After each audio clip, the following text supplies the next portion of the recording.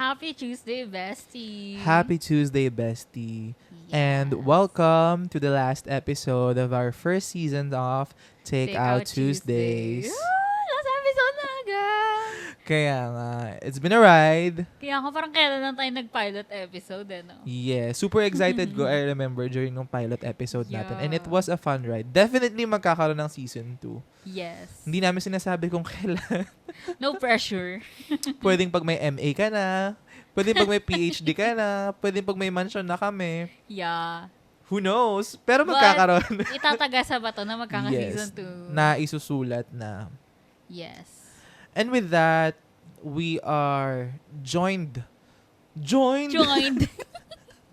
Sinamahan tayo ng pagkain. Yun sana Yes. sabihin ko. We have here Archie Bog for the Chica. But before that, hi everyone. My name is Fritz, 25. And I'm here with... And I'm Chatty, 26 years old. Yeah. Kami ang bida sa Take Out Tuesdays, kung hindi pa obvious. Yeah. Kung di napapansin. Yes. So, we have here Hopia. Yeah, from Poland. Tama ba? Or Yeah. Holland? Poland. Hindi natin alam kung Hindi alam. saan Hindi galing. lang Poland. From Poland, okay. We have Hopia from Poland. Poland. Actually, ano siya, very avant-garde na Hopia. Kasi ito, chocolate fudge. And Sa then akin, yan. strawberry cheesecake. Taray, premium Hopia series nga siya. Oh, diba samantalang dati tipas Hopia lang tayo na munggo at baboy. Munggot baboy. Who lang knows alam na ng mga makakaluwag-luwag flavors. na custard na ang nasa loob. At sino mag-aakala na may mga kaka-invento ng Strawberry strawberry cheesecake. cheesecake na Hopia, Agree. diba? In Pero alam mo fairness. ba kung bakit Hopia? Bakit? Kasi topic natin ngayon, politics. Politics. Alam niyo kung bakit Hopia? Remember way back 2022 nung humopya tayo. Yes, natawid. But this time, humohopya pa rin tayo. Yeah, Hopya patuloy in na the sense humohopya. na hopeful tayo that finally, good governance will win this Yes, time. sana, Lord. Before that, gusto ko muna siyang tikman para, you know, may sense of sweetness naman. Naka-curious din ako. Kasi baka medyo masyadong matapang ang pag-usapan natin ngayon. Yes. So, let's open this up. Unboxing. Hashtag not sponsored. Hashtag not sponsored. Parang awan nyo na sponsoran nyo na kami episode 10 na to. Pagbalik namin ng season 2, dapat sponsored na kami. Thank Kaya you. nga. Cheers. Cheers.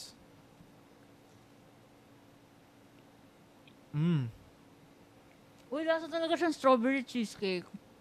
Ang sarap ng chocolate niya. Okay, mukbang po Sobrang ulit kapal kami. ng chocolate niya. I don't know if you can see this. Pero meron siyang strawberry jam sa gitna. Tapos may cheese. Anong mas bet mo ng bata? Choco-choco o cream sticks? Cream sticks. Lasang cream sticks yung loob nito.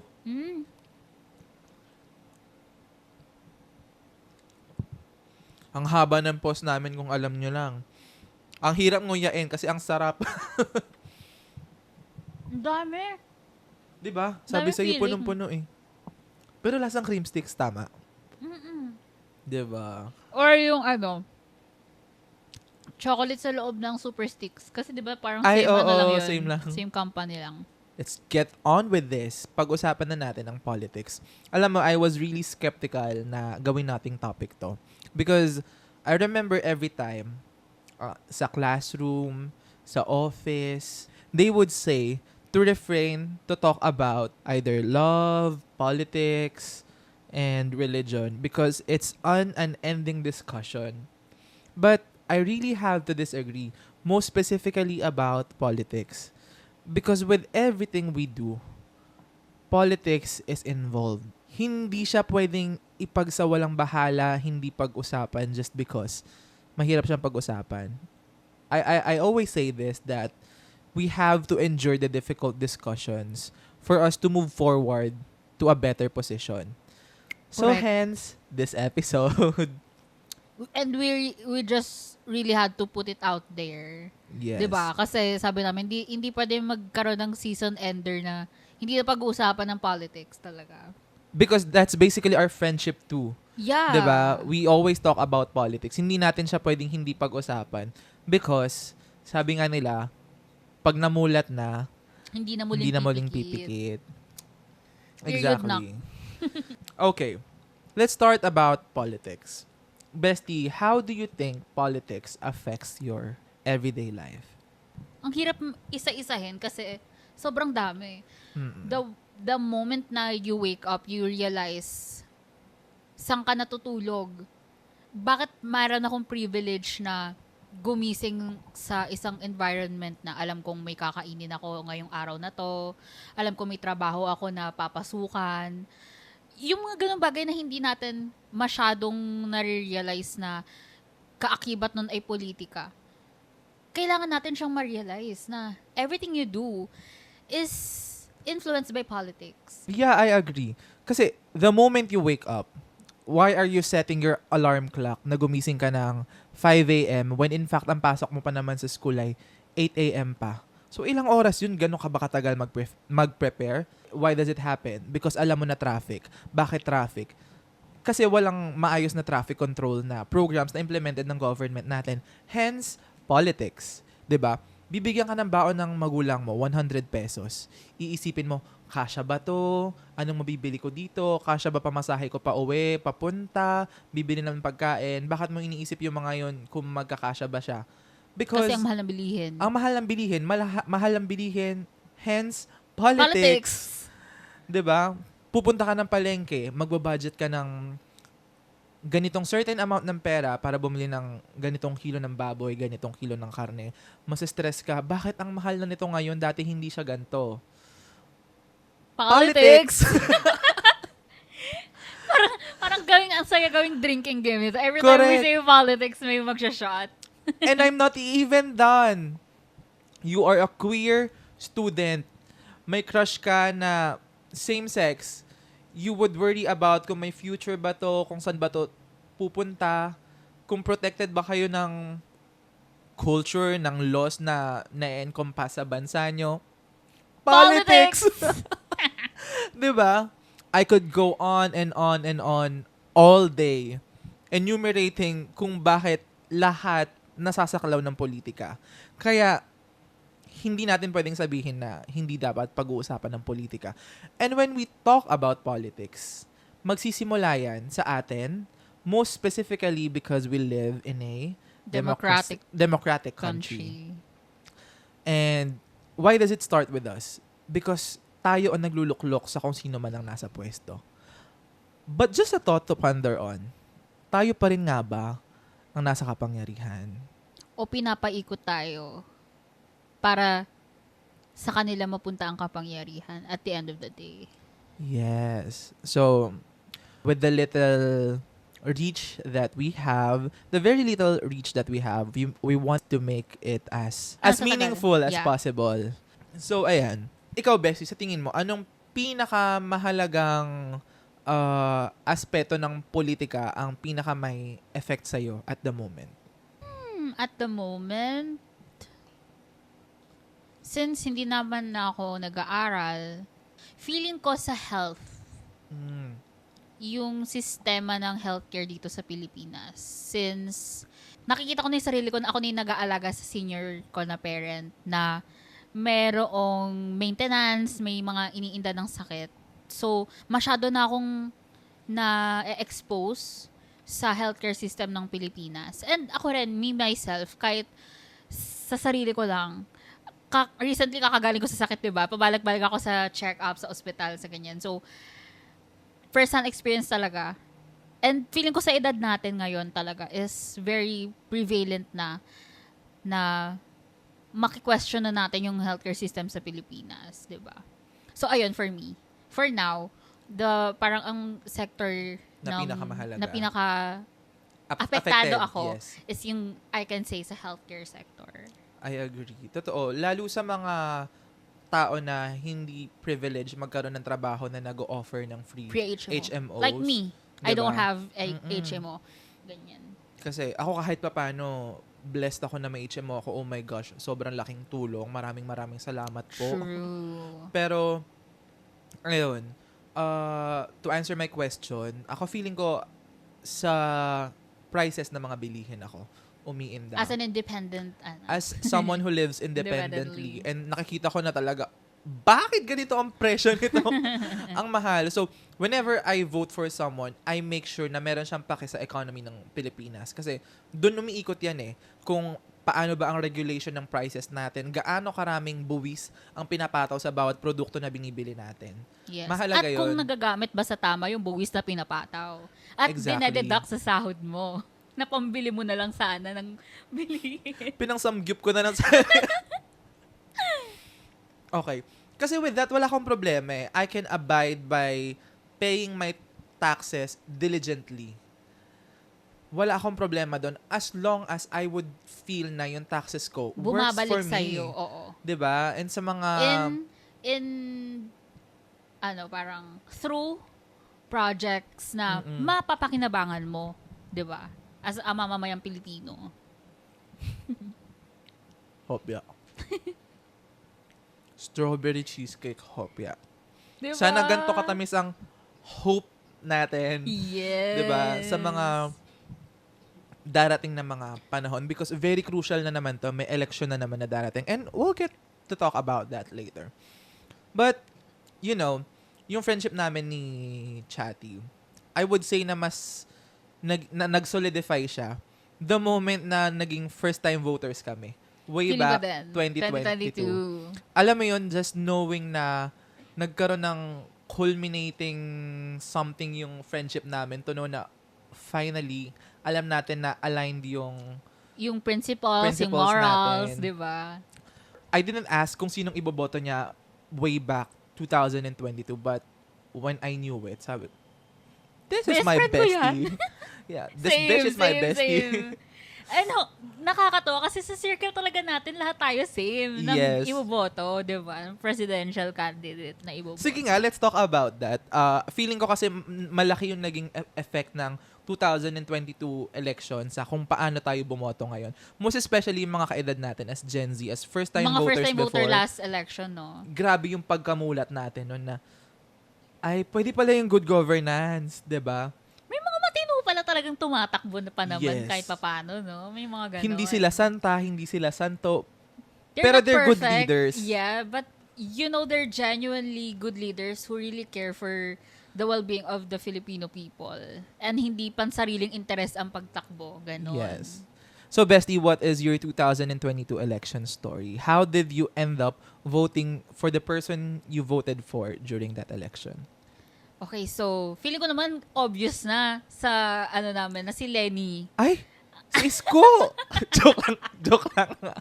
Si Lenny po ang Yes. aming presidential bet ng 2022 elections. Kasi, as someone na sobrang naapektuhan ng pandemic, Yes. isa ako sa naapektuhan ng retrenchment ng pandemic na in hindsight, kung hindi sana Naging careless. ang gobyerno sa pag-handle ng epidemya na yun, Yes. ang inang pandemya na yun, hindi sana umabot sa ganun. Di Yeah, ba? Na because- kailangan mag-lockdown. Correct. Because I remember the news that time, it was December pa prior the year, kung kailan pumutok yung COVID sa atin.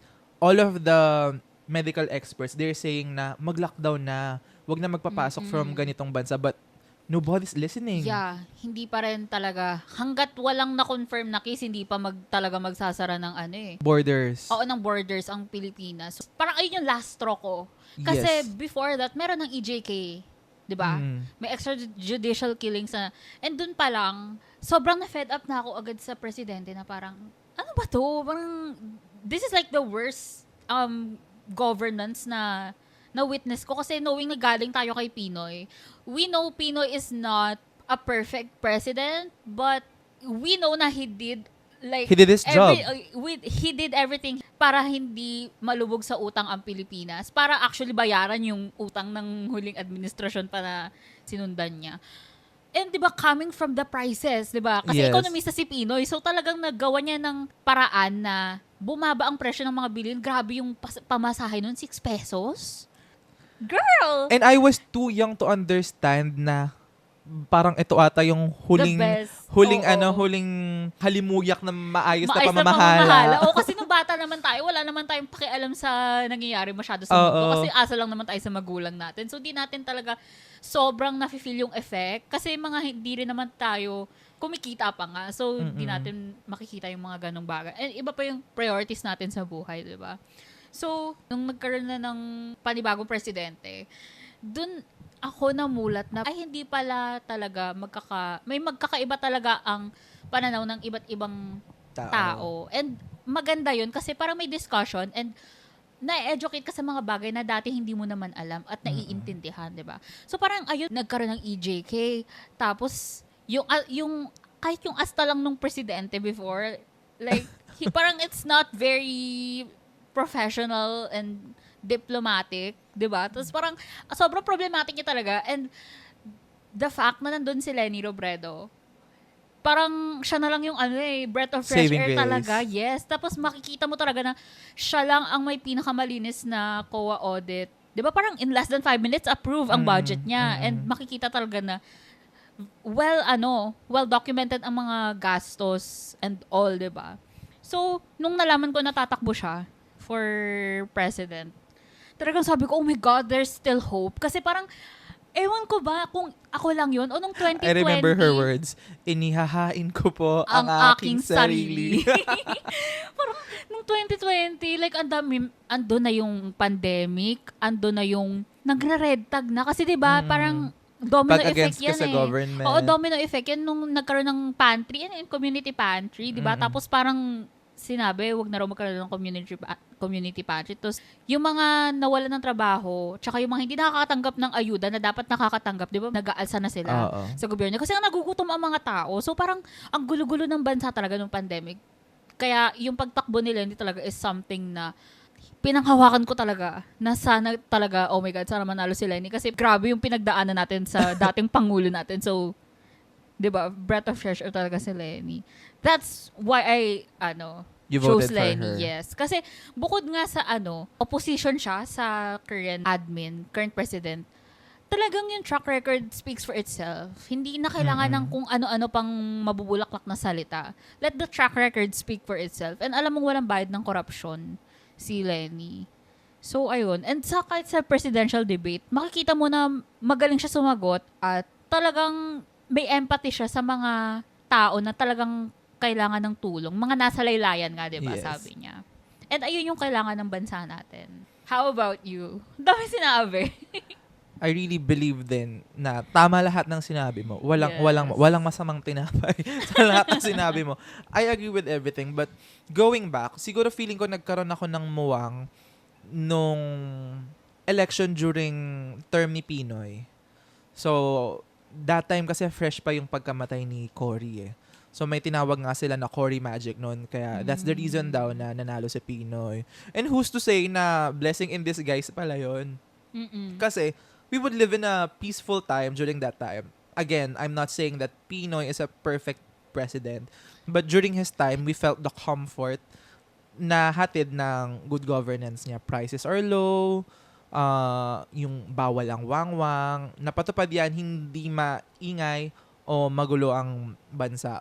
Although he has yung sets of mistakes na napagdaanan niya, but what I liked about Pinoy actually is afterwards, after his term, when accused of or may mga ihinain sa kanyang reklamo, he was never afraid to face the those charges with dignity. with dignity, knowing well na he did his job. 'Di ba? But again, I am not campaigning for him kasi hindi nga ako botante during that time. Pilipino lang ako that time. Normal na mamamayan na na bulinggit, walang kamuwang-muwang sa mundo, iminumulat pa lang ang mundo, ibinubuka ang pakpak. ang concept mo pa lang ng pagboboto nun, isa PBB. Yes! Vote to save and evict. Ayun pa lang yung may Ang alam ko lang na pinapahalagahan binoboto mo. nun si Nene Tamayo. Oo. And then, I started to become more invested about politics because of my history teachers.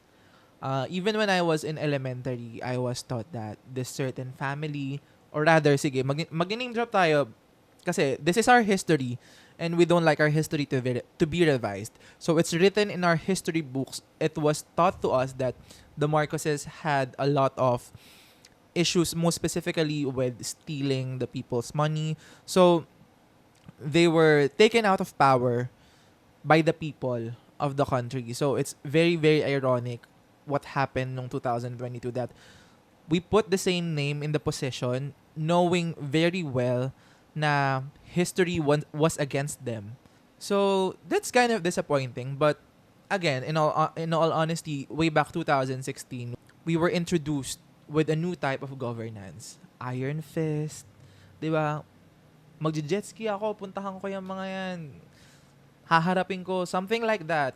Only to see that we are being sold to China, prices are going high, killings are everywhere, and then people are trying to say that mas safe daw ang mga streets that time. When in fact, ako as a college student nun, Takot ka. natatakot ako kasi Ang daming mamaya, tukhang cases. oo.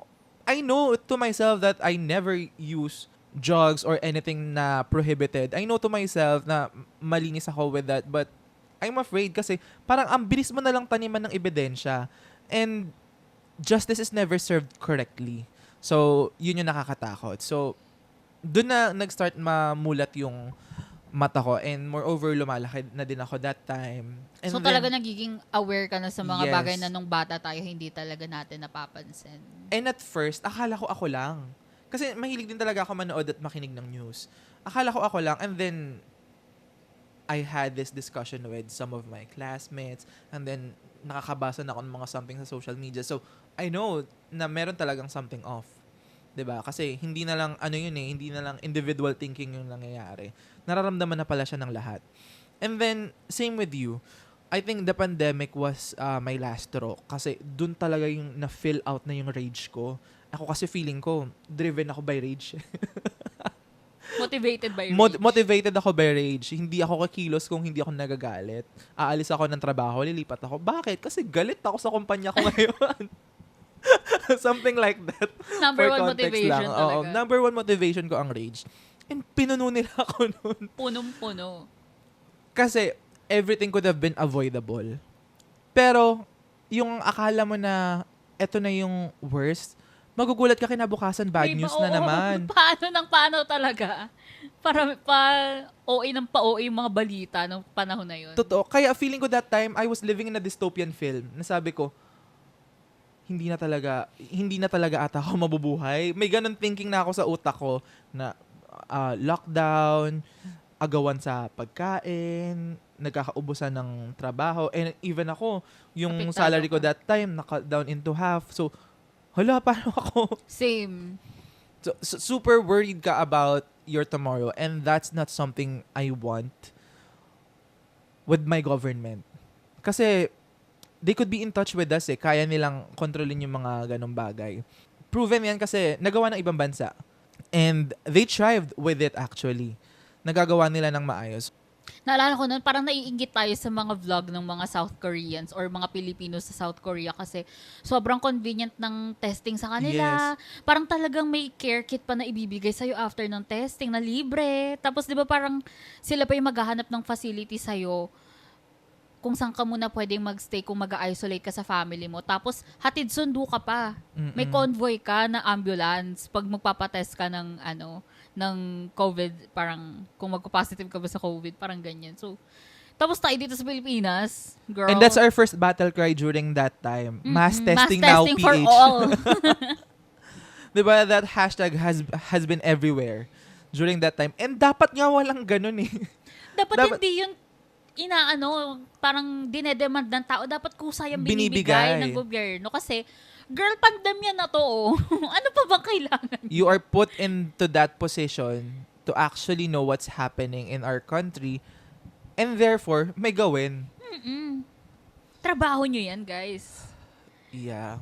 So, Diba? then come the 2022 election. You know what? Actually, akala ko that time talaga, mananalo tayo, panahon natin. Kasi sabi ko, parang nakalinya talaga ang mga tala at bituin. Tsaka diba, we've been to a lot of rallies. And campaigns, And yes. campaign rallies. And grabe yung tao, guys. Like, grabe talaga. You really feel the hope. Punong-puno ang Ayala Avenue, punong-puno ang Ortigas. 'Di ba? Punong-puno ang Quezon City Circle. And knowing us as friends, ayaw natin sa mataong lugar. Yeah. Pero, Laban na laban. Guys, meron lang akong core memory. what's that? Yung sa Ayala, 'di ba may barrier, may fence. Girl. Ang ginawa kasi namin, magpa-pass through kami dun sa fence. So sila for the akyat talon. Ako sabi ko, hindi ko kaya mag-U-turn na lang. Doon na lang ako sa pinakadulo na lakarin ko. Sobrang layo. Sobrang layo. Tapos ang pa. daming tao, ang sikip na talaga, hindi na talaga kaya. Hindi talaga kaya. So, ang nangyari, parang tatlo silang nagtulong-tulong. Binuhat para namin siya. mabuhat ako. Patawid ng ng fence. Pero ayun nga, parang sobrang sayang experience kahit sobrang nakakapagod. Kasi parang, the fact na you're collectively there for one purpose and one aim. One aim, isang hangarin para sa bansa. Parang parang nakaka-touch kasi hindi pa pala tapos ang laban. Parang may ilaban pa tayo, guys. Yes. Parang ganyan. Hope is still there. And you know what? Super tuwang-tuwa ako that time because October 7, it's my birthday. Yes. That was the moment na nag-announce si Lenny na she would run for the presidential position. Sabi ko, hala, blessing talaga to. Parang, thank you, Lord. Wala ka mang ganong kalaking regalo sa akin personally. Parang, eto na to. Bigyan mo na lang ako ng good governance. Kasi, as a young professional, parang, gusto ko maganda yung landas sa tatahakin ko, yung hindi ako danas. Oo. Same. Aren't we all thinking that? Diba? And then, come the time na nag-a-attend na kami ng campaigns, I know in myself na I have to do something. I have to stand up for something. Kasi, it would not only affect me. Ako nga ang reason ko nun kung bakit ako lumalabas para, to campaign Kampanya. for her. Kasi, not for me, but sa mga nakababata akong kapatid. Because I wanted them na mamuhay sa bansa na maayos, 'di ba? They would have quality education, they would have the purchasing power para mabili yung mga pangangailangan nila. They would have access to healthcare, they would have smooth transportation. Yung mga basic things lang na apparently up until now, we're actually deprived. Like, are you guys seeing the things around? So, ayun. Yun yung naging reason ko why I attended and why I campaigned for her. And during that time, I was almost very, very, very convinced na mananalo tayo because I'm seeing the numbers for myself. Hirap ng gumalaw, hirap ng makauwi, makalabas kung gugustuhin man. And during that time, the entirety of the rally, as someone na pala CR, wala talaga akong ininom at kinain na kahit na para hindi kailangan mag-CR. So, parang yun yung few sacrifices ko because I wanted to see, a glimpse of hope. So, during the time na nag-speech na si Lenny, parang we would go out na and we would see the struggle kasi ang hirap. But then we would think na these are the numbers na aasahan natin sa election. So, that's why, come the time ng bilangan na, sobrang shocked ako. Saan kayo galing? And knowing yung mga umatanda ng campaign ng kabila. Na, di ba, ini-AI pa, hindi ini-edit. Girl. Pero yun nga, we can never, din talaga, kasi name recall talaga. And kung minsan talaga yung mga Pilipino, ito yung nakakainis, hindi natin kontrolado kasi talaga. Na pinalaki na kasi ang mga Pilipino sa sistema ng name recall. Kung sino yung sikat, ayun yung iboboto. Kahit hindi naman alam kung ano yung plataforma o ano yung stance sa mga issue sa bansa. Basta, iboboto ko to kasi kilala ko siya. Or Agree. kilala ko sa pangalan, ganyan. 'Di ba? And ayun yung mas malaking kalaban talaga. Bukod sa mga nangangampanya din for people na hindi naman deserving. Yung mga taong walang pakialam, mga apolitical, or yung mga tao na basta lang makaboto for the sake of voting kahit walang alam dun sa tao na binoboto nila. Diba? And actually, yung mga politicians, they're taking advantage of that. Yes, of the system. Kaya, I really think na sobrang mahalaga yung educational sector natin because dun talaga magsisimula lahat ng yun. Once the voters are educated.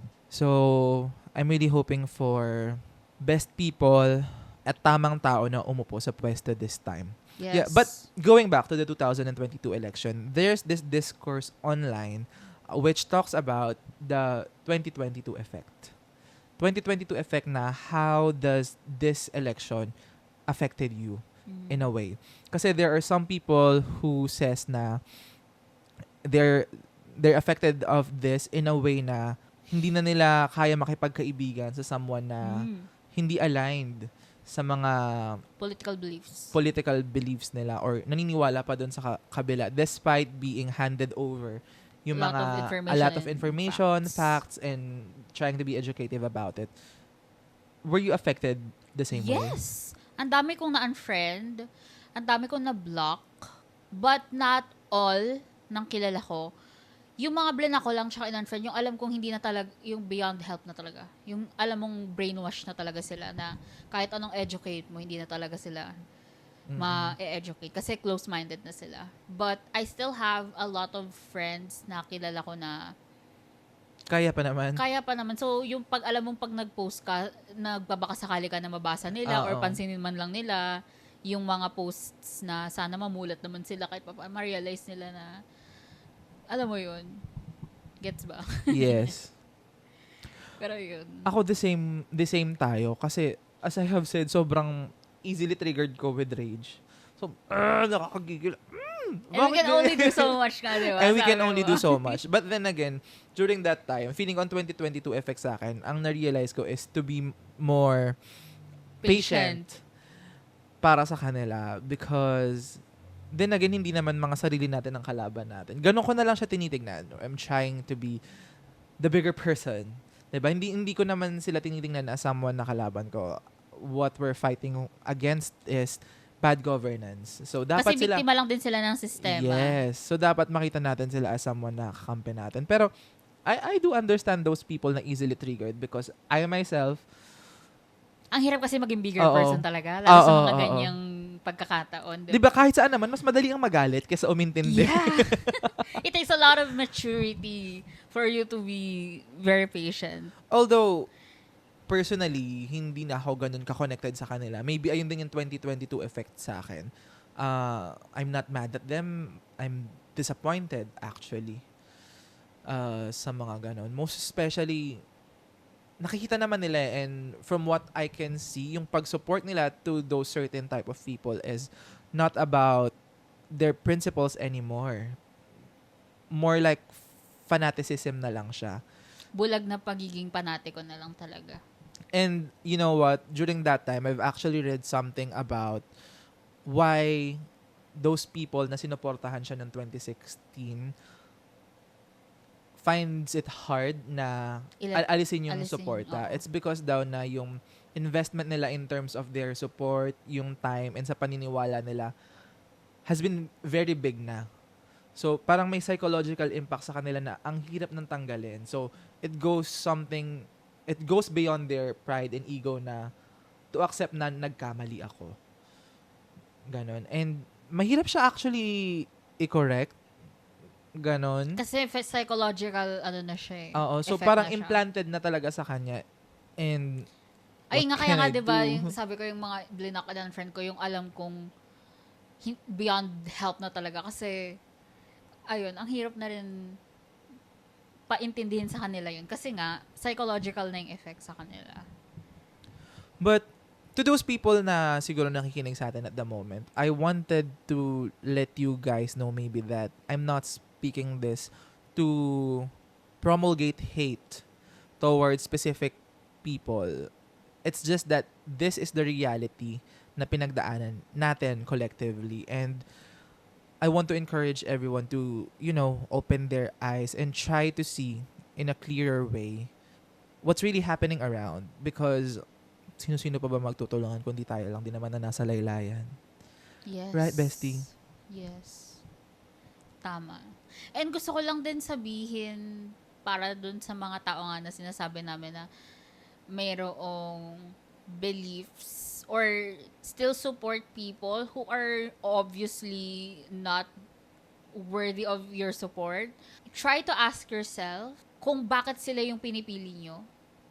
Yes. And kung makita nyo sa sarili nyo na hindi nyo kayang i-defend, kung bakit. Parang kung ang sagot nyo lang sa sarili nyo is, kasi kilala ko siya, sikat siya. Kasi, alam kong kampi siya kay president ganito, kampi siya kay president ganyan, magiging loyal siya kay president ganito, president ganyan. try to assess how that affects you. Kasi, di ba, election is like a job interview. Parang pagpasok sa trabaho, sabi nga ni Pinoy, di ba, kayo ang boss ko. And that's how every politician should behave and should treat their positions. Di ba? Kasi public servant po ang mga taong to, ha? Hindi po ito mga hari, hindi ito mga hindi tayo monarchy, guys, 'di ba? Hindi tayo ganoon. Demokratikong bansa tayo. So we have all the power, and ikaw na lang din tanungin mo sa sarili mo. Pag binoto mo ba 'to, sure ka ba na matutulungan ka niyan in the long run? Isipin mo, yung tao ba na sinusuportahan mo ngayon, matatakbuhan mo or makikita mo na tutulungan kang makahanap ng hospital bed sa isang public hospital in case na kailanganin mo? Or itong tao na to ba ay makakatulong para sa paglago ng ekonomiya? Like, will the investors from other country see this politician as someone who's trustworthy? 'Di ba? Parang isipin mo kung ano yung magiging epekto niya sa'yo. Hindi lang yung parang iboboto mo siya para manalo kasi sikat siya or something. Parang gets ba bakla? Like, mag-assess naman tayo. Ba't kailangan pa ba naming i-explain to? Joke lang. Pero, ayun ha, hindi ako or kami nagtatry na magmataas na alam namin or laging tama yung pinipili naming leader. Ang feeling ko maipagmamalaki lang namin is that we have this open mind to, see and look beyond sa kung sino man yung face ng politics natin ngayon. So, Yes. without their names, I mean, who are they? Ano ba yung mga na-accomplish nila? What could they bring to the table? Kasi ang Pilipinas ay isang malaking hapagkainan. Kung wala kang makukuhang benefits para sa'yo, then might as well leave the table. Mga ibang bansa na lang tayo. But we would not like to do that, diba? Kasi kaya nga tayo nandito, diba? Pinaglalaban natin ng Pilipinas. Ang mamatay ng dahil sa'yo. But let's be real. Gusto nyo bang mamatay?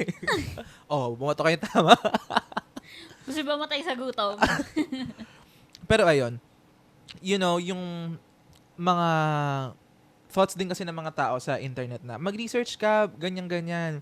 I could say na at some point, it could come from a point of privilege. Most especially, like, hindi lahat ng tao kaya mag-research. Yung iba nga wala nang maisaing na bigas, paano pa aasahang mag-research? So, tayo na nakamulat na, let's be more patient, let's be more empathetic.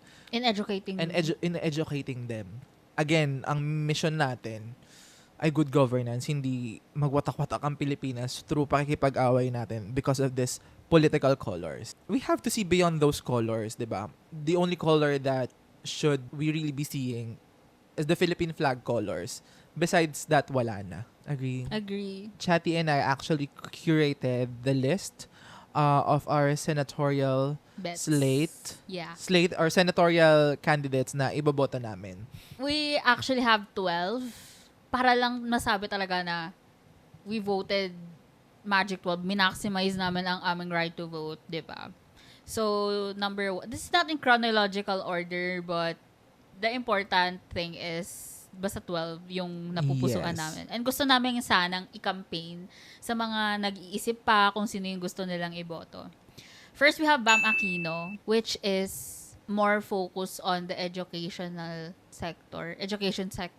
Hindi lang naman siya sa education sector may ambag, pero parang siya yung best representative sa mga candidates among all the ngayon. candidates, yes. For the education sector because he's the principal sponsor of free education for state universities. Yes. And ako, beneficiary ako noon. I graduated well. sa Technological University of the Philippines. Yeah, me. And nung PLM. napatupad na yung batas na yun, I paid a whopping 0 pesos. 0 peso, yeah.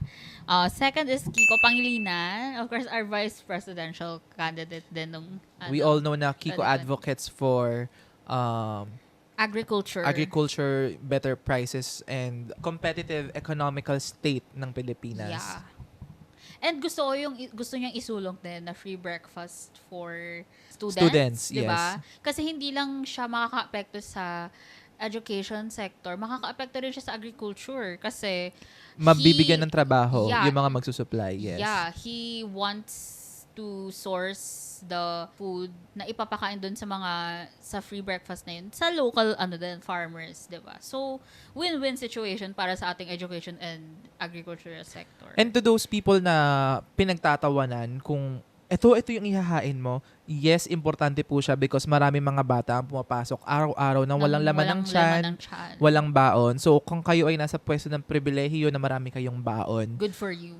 good for you. Pero para sa kanila, importante ito. Yes, and educational crisis talaga ngayon ay nakaka-alarma na. So, having someone na may ganitong initiative is a breath of fresh air sa lahat ng mga issue na meron ng bansa. And this is an immediate need, so Kiko Pangilinan. Yes. And bakit nyo pinagtatawanan to? Ang pagtawanan yung mga nagbubudots or yung kumakanta ng cookie daw nila ang tikman or something like that. Anyway. Next is, actually, ito medyo controversial. Heidi Mendoza. Yes. Because, essentially, we wanna vote for her because she's anti-corruption and talaga namang napakita niya yun sa kanyang years of service as Commissioner on Audit chair. Tama ba? Yes. So, basically, she's an accountant and need natin ng accountant sa Senado for our money na malaman natin kung saan sila basically napupunta. Yes. And ayun kasi yung pinaka-ano ngayon.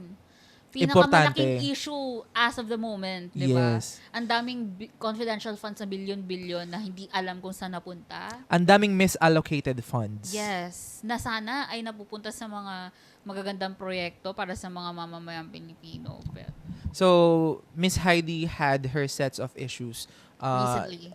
Few weeks ago by the time na release na to, but we're still considering to vote for her, most especially na very important na magkaroon tayo ng opposition sa Senado ngayon. Solid opposition. Diba? And I think we would talk about it later kung bakit mahalaga ang opposition sa Senado. Okay, next bestie. Next is Danilo Ramos. Si Danilo Ramos ang ating farmer. Finally, Yes. Na representative for the senatorial candidates. Grabe, sobrang for me, pinaka-wholesome sa lahat Ng candidates, si Danilo. Kasi, nagulat ako na, oh my God, parang first time nga na magkakaroon ng magsasaka, representative. And not to mention, very well accomplished din siya. Yes, marami na siyang nagawa. Kasi leader talaga siya ng parang samahan ng I'm sorry if not, I'm not like accurate in this, pero I know na matagal na siyang pangulo ng parang samahan ng mga magsasaka dito sa Pilipinas. And sino pa ba ang mas magandang maging representative ng maging boses ng mga magsasaka sa Senado kundi isang magsasaka himself, 'di ba? I agree. And kung sasabihin ng ibang tao na ang senador naman kasi tagapasa ng batas, taga-pass or Tagagawa ng batas. Tagagawa at tagapasa ng batas. Iba pa rin kasi talaga yung kasi bumoboto ang mga senador, 'di ba? So knowing na ng sure na magkakaroon ng boses or representative ang magsasaka sa mga boto ng mga batas na ipapasa sa Pilipinas is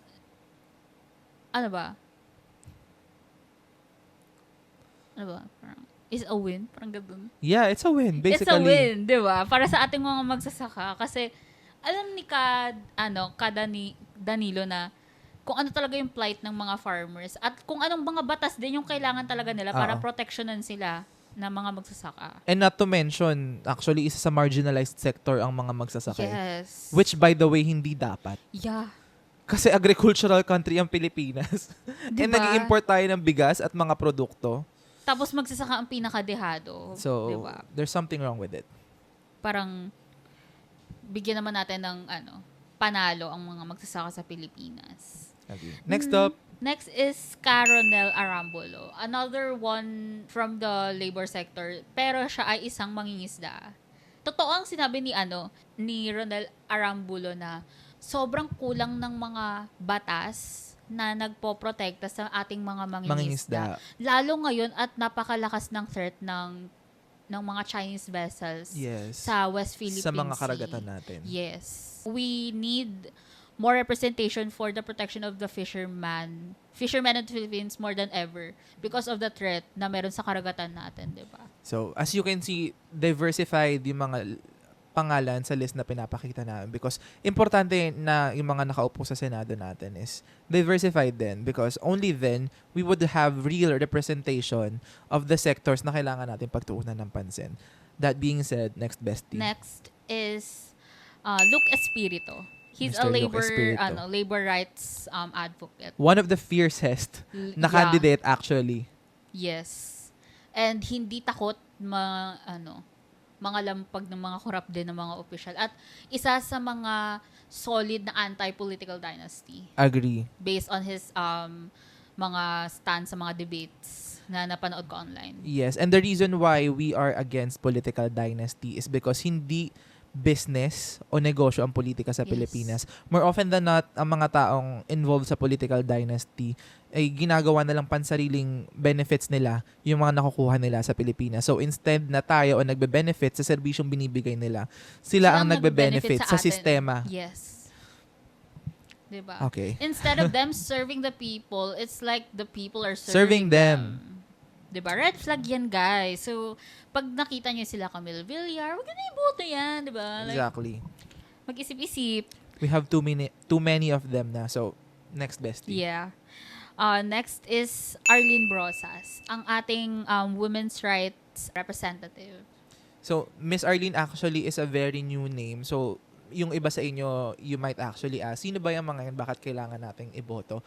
That's the more reason na kailangan nating iboto and better actually yung mga bagong pangalan because may mga bago silang Naihahain. maihahain and not to mention quality. Yeah. At talagang may plataforma sila na talagang alam mong mafo-focus nila yung ganitong sector. Like, di ba, meron tayong iba-ibang sector na mention. Nakakatuwa kasi nga parang every candidate na may na-mention natin ngayon is merong focus sector. So alam mo na once na napasok natin sila lahat, holistically may galaw ang progress ng mga protection para sa mga minority na So, ito. respective na Yeah. nire-represent nila. Yeah. And again, that's the importance of diversifying yung choices natin. Okay, Yes. next bestie. Next is Teacher Franz Castro. So, Teacher Franz Castro is a teacher na Yes. isa sa mga nag-protect sa mga lumad Lumad communities natin when the paramilitary activities happened there. And actually, she's one of the political prisoners during the time of Rodrigo Duterte. So, isa siyang biktima na nag-try to stand up for the rights of the lumad children. But then, she was framed and accused. Siguro more of her history you could actually research. Yeah. Gusto lang namin i-take tong chance na to say na madaling baguhin ang naratibo. At actually, Yes. madaling mang-regtag ng tao. So, we'll appreciate it if you can research without bias. Because basically, ang nangyari kay Teacher Franz ay abuse of power. Power tripping. Yes. So, next is Sani Matula, another labor rights advocate. Yes. Actually, the next four, the last four candidates na I'm going to mention are all labor reform advocates. So they are Sani Matula, Teddy Casino, Robert Balon, I'm sorry if I'm butchering the pronunciation, and Calio de Guzman. So I would just like to note na kahit hindi matunog yung pangalan niya, Robert Balon is actually a Ramon Magsaysay awardee Yes. for his leadership in transforming his fishing community. So another win for the fishing industry if in case manalo siya. Success in mangrove reforestation and marine conservation, creation of sustainable livelihood program. So alam naman natin ngayon na may threats sa conservation ng Masungi Reserve. So it's important din na magkaroon talaga ng voice at representation yung mga tao na gustong protektahan yun. And it's just a refreshing thing to see na may mga tao na gusto pa rin mag-advocate for environmental protection Agree. sa dami ng mga tao na gustong pagkakitaan lang ang kalikasan without even thinking of the consequences sa community at sa talagang natural impact nito, 'di ba? So sana naman kung mamimili kayo between Camille Villar and Robert Ballon. Robert Ballon na kasi mas pipiliin mo pa ba yung gagawing subdivision ang mga lupa kaysa Kaysa sa dun protektahan. sa protektahan ang natural resources na meron tayo, 'di ba? So mag-isip-isip sana tayo. And you know, a country actually progresses more when they know how to take care and nurture their natural resources. Whereas compared to those who abuses it. Yeah. 'Di ba? Sobrang mahalaga 'yon because hindi napapalitan 'yan. Mabilis lang gumawa, mag-demolish at gumawa ulit ng napakadaming subdivisions, but yung natural resources natin, they're actually more important than the gold or the silvers or anything that we have. So we must protect it at all costs.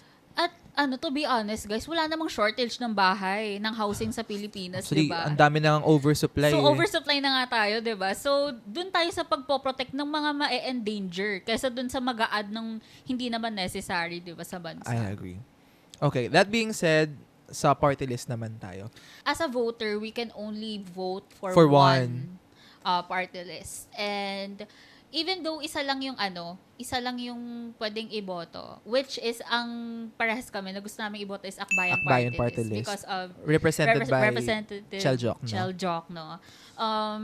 We can also give other two na for your consideration. We're considering as well. So, Yes. highly, din namin to, high choice din namin siya if ever man.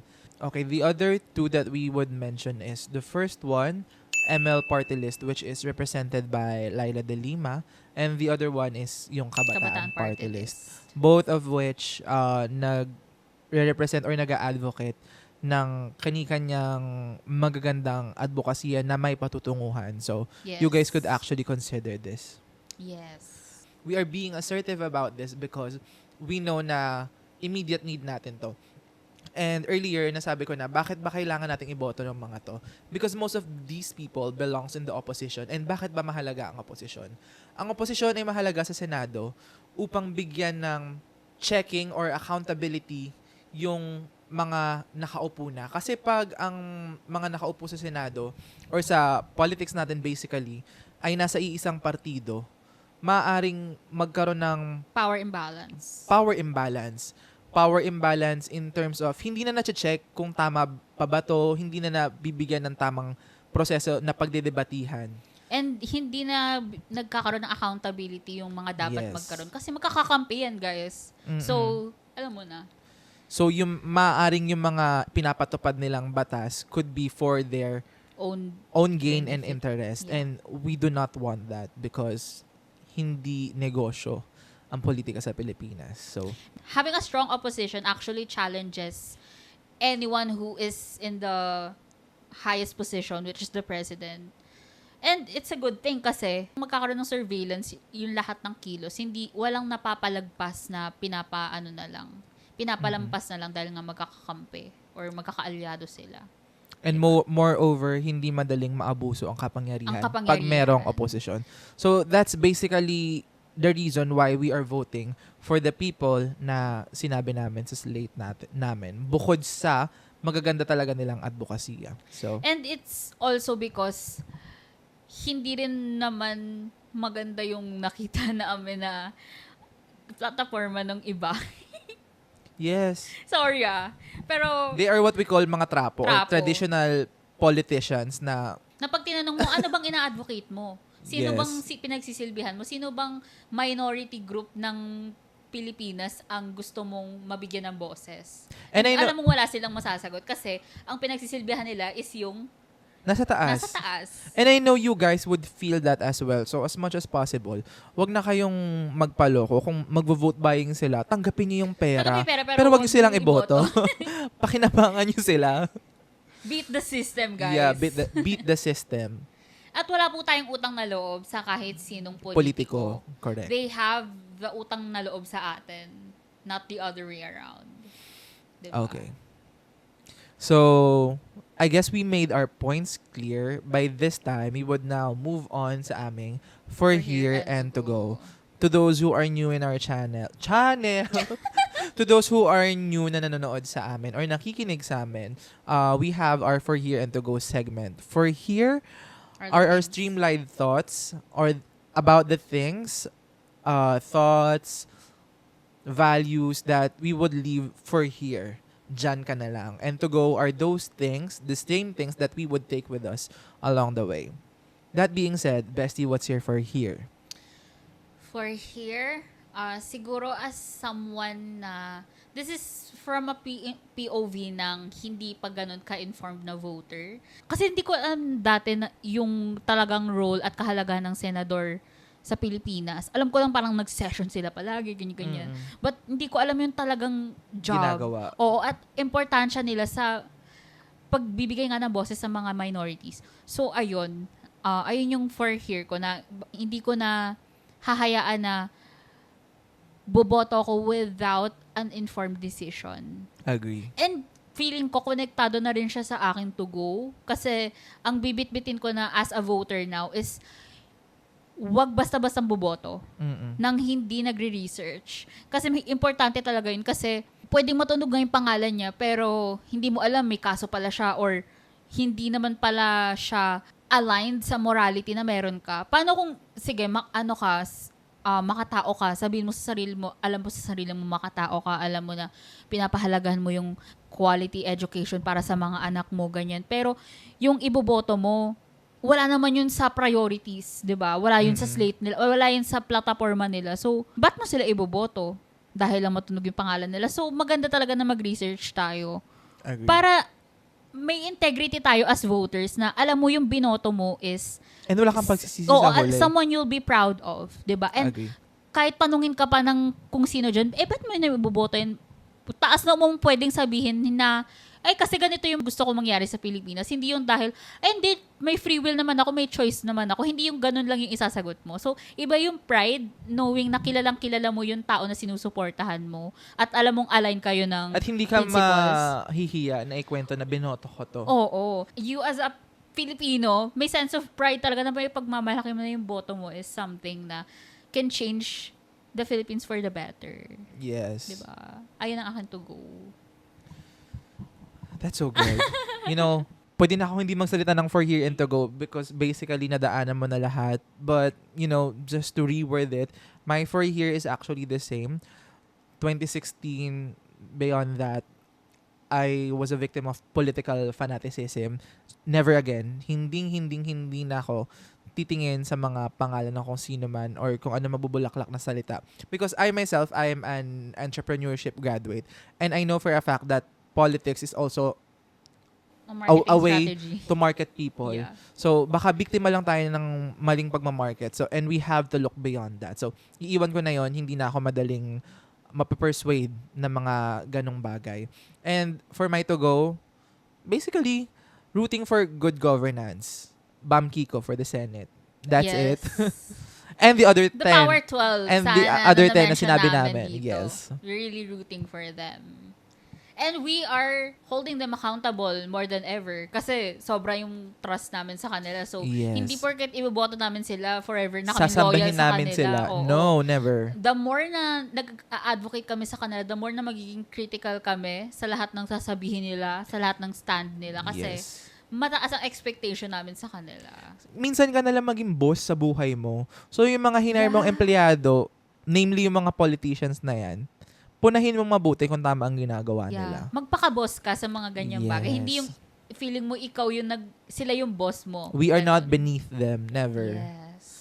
This has been such a ride. This season has been such a Yes. ride. Don't you think so? Yes. I really had fun. And I swear, babalik ulit kami for another season. Stronger. Iluluto lang namin ng mas maganda to. Iluluto lang namin ng Yeah. mas maganda para sa inyo. But again, I hope for the little reach na na-create na namin ng aking bestie, I hope nag-enjoy kayo in the first Yeah. place and may pulot. Any last words for our last episode for the season?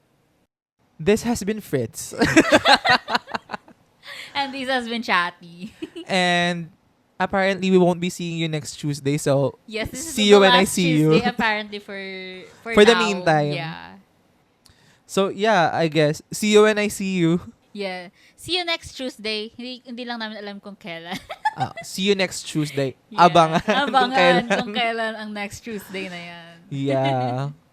So, Bye! Bye!